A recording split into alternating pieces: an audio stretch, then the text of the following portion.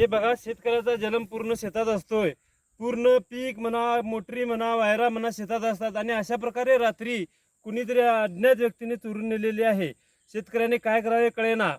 सर्व तक्रार पोलीस स्टेशनमध्ये दाखल केली असून सुद्धा पोलीस याची दखल घेत नाहीत.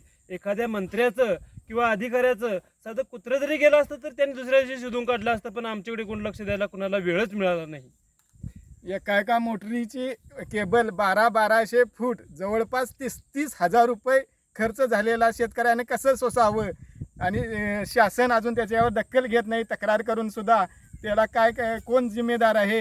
शासन कसं पाणी हे करायचं कर, सगळे पाणी कर, लाईट कर, सगळं भरून सुद्धा आमच्याकडे अजून कुणीही दखल घेतली नाही. याचं काय करायचं हे असं शेतकऱ्यांच्या मनामध्ये चिंता निर्माण झाली आहे. आणि वारंवार अशा चोऱ्या होत असल्या, मोटरी 50-50 हजार 1-1 लाखाच्या कशा घ्यायच्या आणि कशा तलावामध्ये सोडायच्या चोरी होत असल्या तर काय करणार शेतकरी. हे कोण वाली राहणार त्याला हे काय कळत नाही.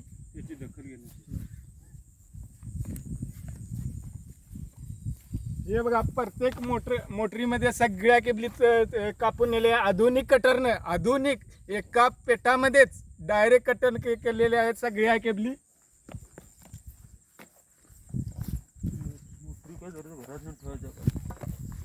आणि आता तलावचं सीझन उन्हाळा पडत असल्यामुळे तलाव मोटर चालू करण्यासाठी जोडलेल्या केबली पुऱ्या नेलेल्या आहेत.